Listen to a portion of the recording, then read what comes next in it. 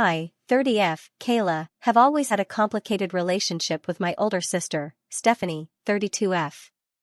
We're not enemies, but we're definitely not the call each other every day, borrow clothes, and cry watching rom-coms kind of sisters either.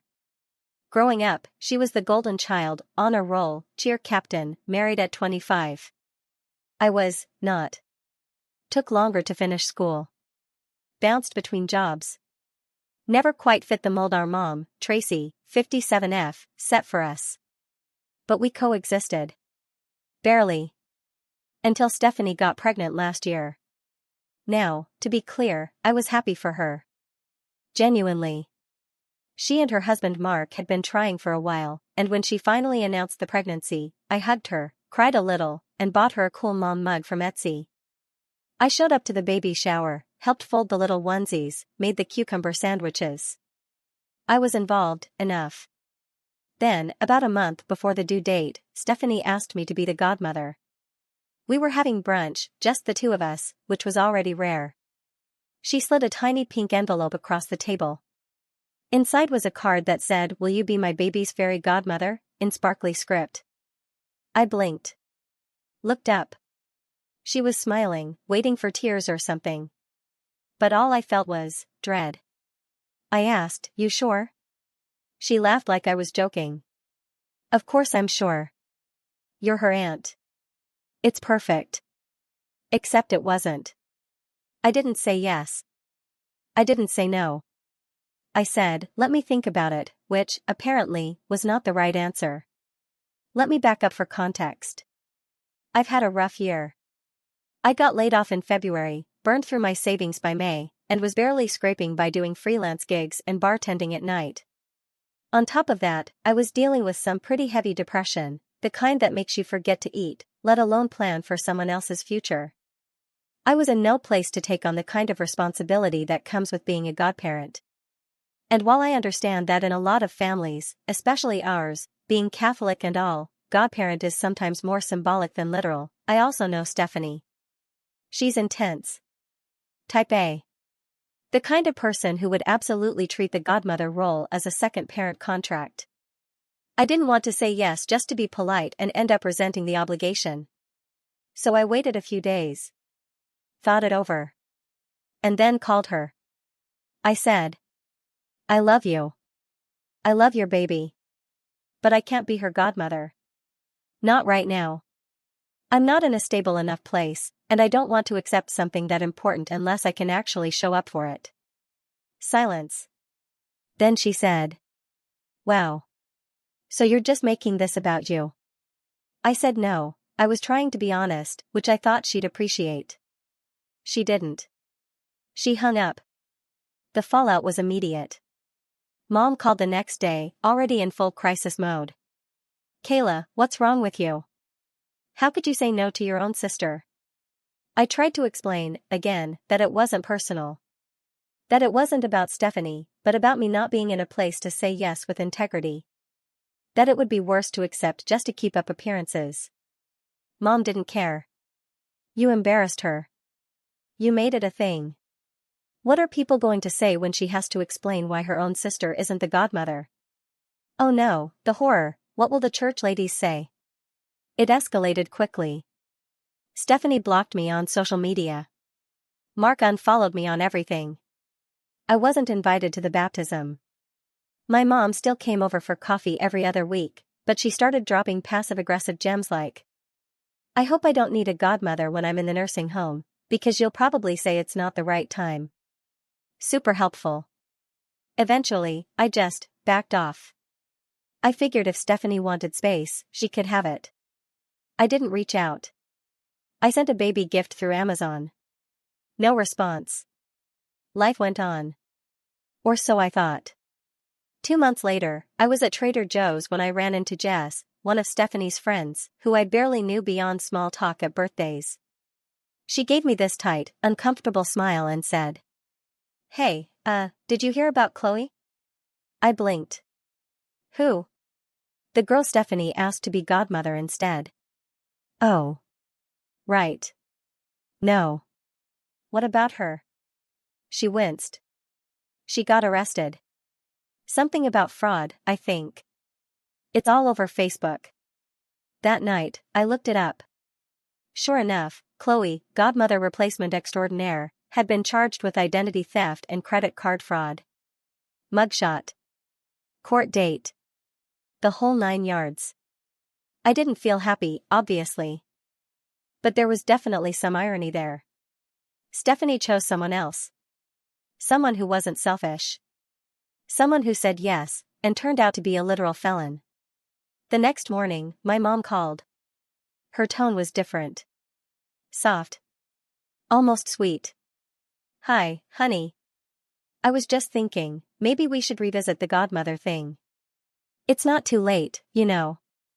And your sister is going through a lot right now. I cut her off. No. A pause. What? I said no. I'm not stepping in now just because the first pick didn't work out. She got snippy fast. Don't be spiteful. I'm not, I said calmly. This was never about religion. This was about respect. No one respected my boundaries, and now that things fell apart, suddenly I'm worthy again? She hung up. Again. And I sat there, phone in my lap, wondering. Am I really the villain here? Or did I just refuse to play along? After I said no the second time, things got quiet. But not the peaceful kind of quiet. The kind where you know people are talking, just not to you. I wasn't trying to punish anyone. I wasn't keeping score. I simply didn't want to be the backup plan.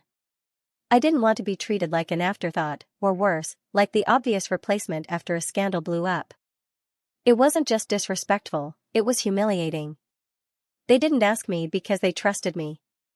They asked because they had no one else. And I'm not a spare tire. 2 weeks after that phone call, Stephanie unblocked me. I only found out because I suddenly got tagged in a photo on Facebook, one of those weirdly filtered collages with baby photos, Bible verses, and a quote that read, "Family is forgiveness, even when it hurts." The caption? Starting fresh. Noah deserves a united family. Some people just need time. Yellow heart #grace #familioverpride. No mention of me directly. But I knew who it was about. So did everyone else. A few of her friends loved the post. One commented. That's so mature of you, Steph. Praying for healing. Folded hands. I didn't comment. I didn't message her. I just sat there reading it over and over, wondering how someone could weaponize forgiveness when I hadn't even done anything wrong. That's when I realized something. This wasn't about godparenting. It never was. It was about control. Stephanie had always been the one who followed the rules. Who made the rules? She expected everyone else to fall in line because, in her world, love looks like obedience. She couldn't comprehend the idea that someone, me, could love her baby, and still say no. To her, my refusal was rejection. And now, she was trying to turn it into a redemption arc, without ever apologizing. The next real move came from our mom. Of course. She showed up at my apartment unannounced, carrying a half-used container of rotisserie chicken salad from Costco and that overly cheerful tone she uses right before a guilt trip. Hi, sweetheart. Just thought I'd swing by, I had extra. I let her in. She hovered, opening cabinets like she always did, silently judging my pantry. So, how's work? She asked. Fine. And you're still living here? Just you?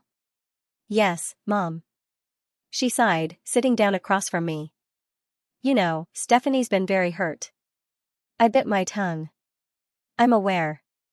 She thought you two were finally reconnecting. That the baby brought you closer. I blinked. When did that happen? She waved it off. Well, you did go to the shower. You bought the little matching onesies. You looked so happy holding him. I was being supportive. That doesn't mean I signed a lifelong contract. She frowned. You don't have to make it sound so cold. I took a breath. It's not cold. It's boundaries. I said no from the beginning. Kindly. Respectfully. That should have been enough. She stared at me, hard. Then said, "You know what I think? I think you're afraid." I almost laughed. Afraid of what? Afraid of mattering to someone. Because if you become godmother, you become important. And that scares you. I stood up. "I think you should go now." She blinked, surprised. "Kayla." "No. You came here to talk at me, not with me. And if you're going to psychoanalyze my trauma just to guilt me into being a better prop in Stephanie's life, you can do it from your car." Her mouth opened, then closed. She left without taking the chicken salad. Later that night, I got a text from Stephanie. The first direct message in over 2 months. "I'm not mad anymore. I just want what's best for Noah. Please think about it again. He deserves someone who won't walk away." That line. Someone who won't walk away. It felt surgical. Intentional. A twist of the knife right in the softest part of me, the part that does fear abandonment. The part that's been ditched by exes, ghosted by friends, even sidelined by my own family. And she knew it. She knew it. That message was designed to break me open. But instead, it helped me seal something shut. I stared at the screen and, for the first time in a long time, said out loud, "I don't owe you this." Because I don't. Godmother isn't a participation trophy. It's not a family obligation. It's not something you hand out to someone and expect them to say yes because you need it to look good on paper. It's a choice. And I chose no. The next day, I posted a story, just a picture of my coffee, a book, and the text. Protecting your peace sometimes means saying no to people who think they're entitled to your yes. Within minutes, Stephanie unfollowed me again. I didn't flinch. She wasn't ready for a sister who didn't play her part. She wasn't ready for a no with no apology attached. But I was done rehearsing forgiveness in a play I never auditioned for. After I made it clear, again, that I wasn't stepping in as godmother, the drama slowed, not because it was over, but because everyone moved into passive-aggressive retreat mode. No more texts. No more surprise visits from Mom. No more cryptic public posts from Stephanie. Just silence. Cold, loud, suspiciously strategic silence. But silence in my family isn't peace. It's the pause before the next storm. 2 Sundays later, my friend Alana, who lives 3 towns over, texted me. "Is this your sister in this Facebook group?" Attached was a screenshot from a private mom group. The post was anonymous, but the details were a dead giveaway. "What would you do if your child's godmother turned out to be a terrible influence?" She said yes, she baptized him, and now she's caught up in legal trouble. "I'm considering replacing her, but it's complicated." Opinions? I read it 3 times. The comments were brutal. "Take legal steps. You're the mother. Protect your kid. Replace her and don't look back." Then one that hit like a brick. "Why not make a family member the godparent? They'll be more reliable in the long run." Of course. That was the goal all along. Make it look like they had to circle back to me. That they were forced into this because of Chloe. I hadn't thought about Chloe since the arrest. After the initial news broke, the fraud charges, the mugshot, the sudden disappearance from every group chat, I figured Stephanie would either deny it ever happened or pretend Chloe never existed. I didn't expect her to publicly air it, even anonymously. But I guess public sympathy is a powerful drug. And sure enough, Mom texted me that night. "Steph's really going through it. She's embarrassed. Humiliated. Everyone's judging her for choosing Chloe. I wish you'd help her." I didn't respond. I was tired of being framed as the solution to a problem I didn't cause. The next bombshell came 2 days later. Stephanie called me. Not a text. A call. I stared at the screen like it was a rattlesnake. I let it go to voicemail. Then she called again. And again. On the 4th ring, I answered. "Hello?" A pause. Then her voice, softer than I expected. "Hey. Hey. I know this is weird." "Yeah. It is. I'm not here to fight," she said quickly. I just I wanted to talk. Just talk. So I let her. She started slow, said she missed having me around. That Noah was crawling now. That he had my eyes. I didn't say much. I just listened. Then came the real reason. I wanted to ask again, about the godmother thing. There it was. I said nothing. She rushed to fill the space. I know I messed up. I shouldn't have reacted the way I did when you said no. I was emotional, and I didn't understand where you were coming from. But I do now. I really do. I waited. Then she said, but I'm asking again, because I trust you. I know you'd protect him. And I don't want some stranger in that role. Not anymore. She paused. I don't want to beg. But I am asking. It wasn't a performance. Not exactly. I think she meant it. I think she was genuinely scared, and maybe humbled by the mess she'd made. But even then, I knew my answer. No. She went quiet. You're really saying no, again? Yes. Another pause.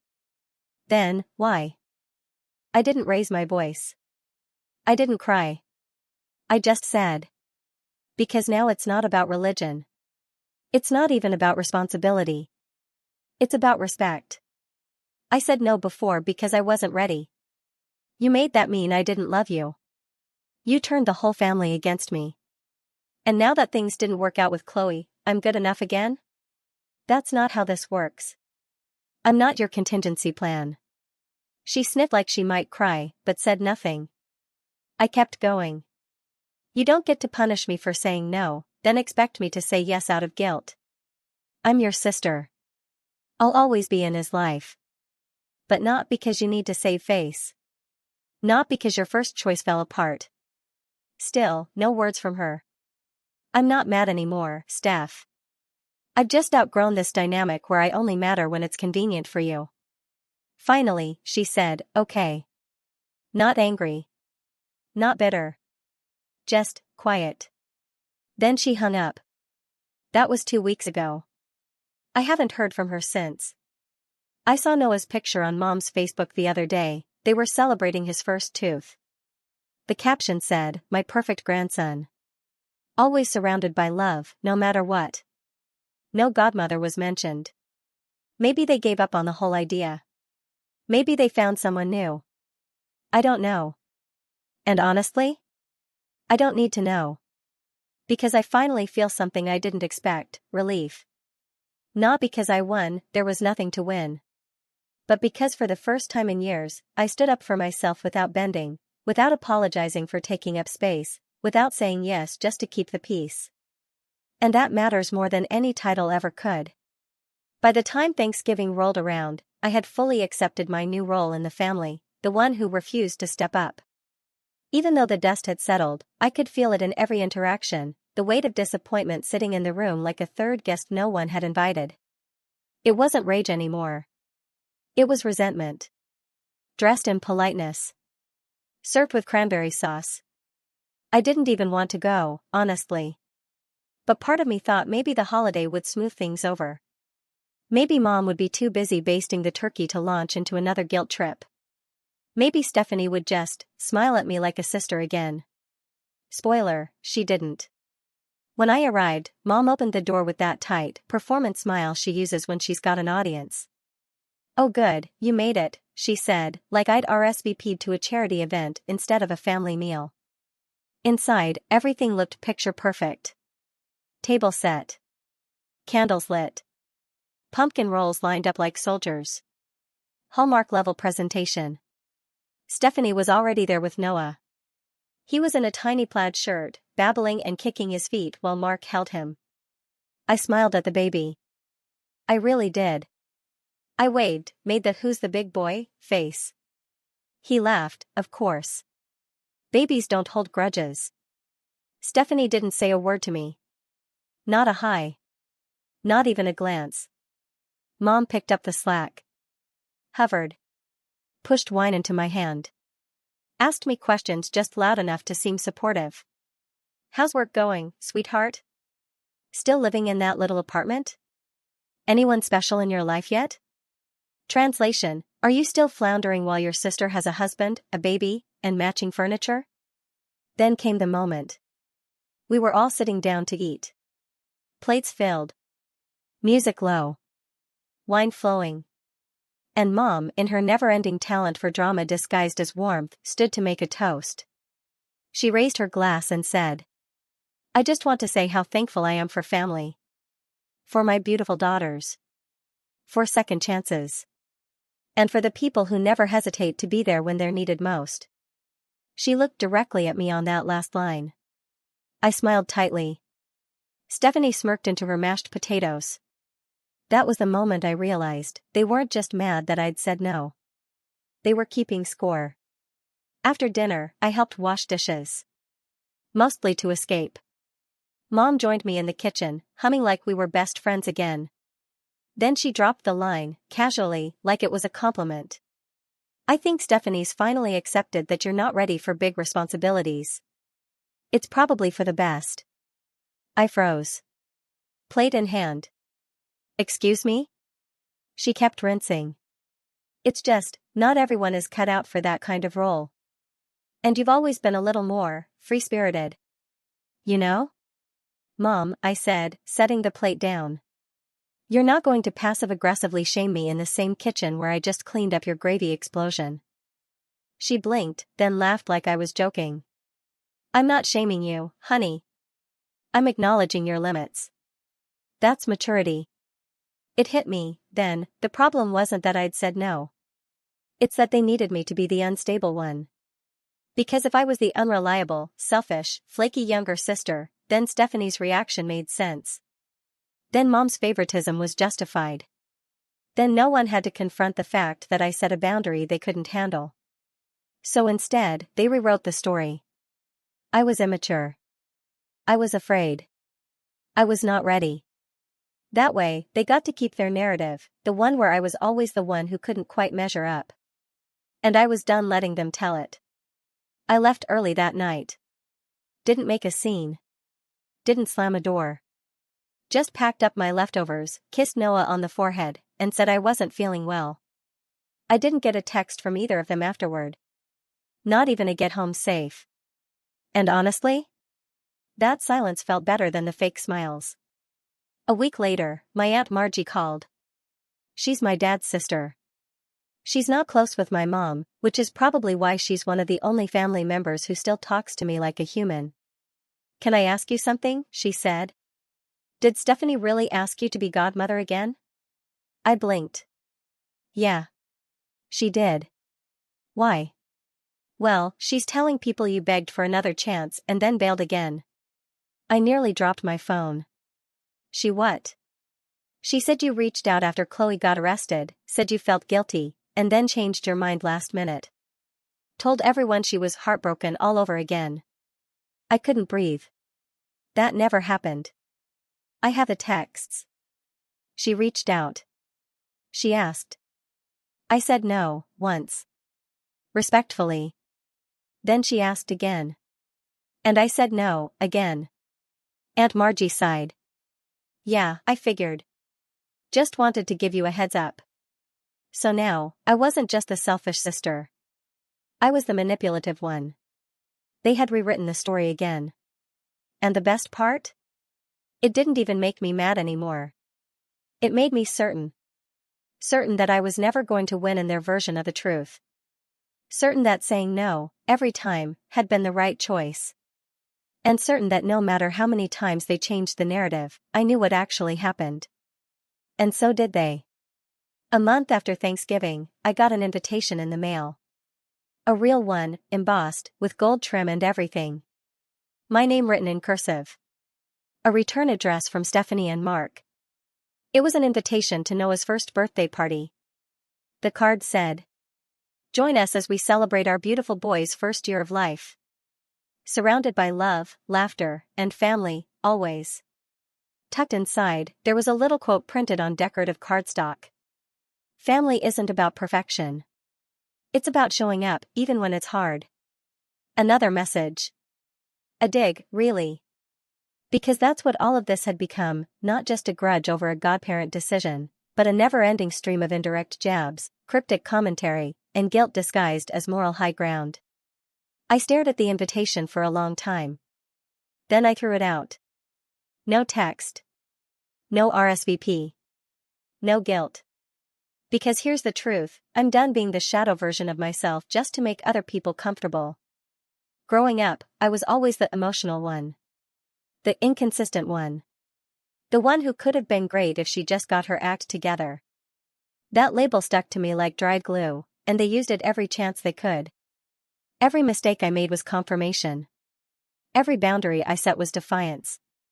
Every time I said no, it was seen as betrayal. But now? Now I finally understand something that took me 30 years to learn. Saying no isn't cruelty.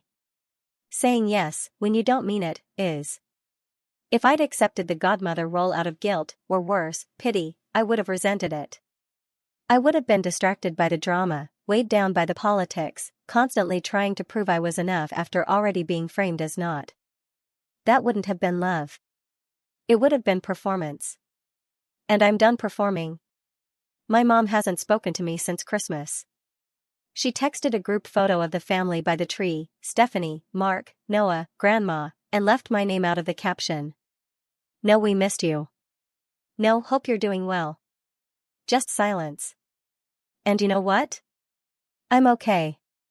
Because for the first time in my life, I'm not trying to wedge myself into a space that was only ever meant for their comfort. Stephanie still posts photos of Noah every week. Still uses captions like, "Blessed to be surrounded by those who show up, no matter what." She's still spinning the narrative. Still casting the roles. But I'm not in her story anymore. I'm not the sister who failed her. I'm the woman who chose herself. I don't regret saying no. Not the first time. Not the second. Not the third. Because I said it with clarity. With kindness. With full understanding of what it meant. And if that ruined the family? Then maybe the family was already broken, and I was just the first one to stop pretending otherwise.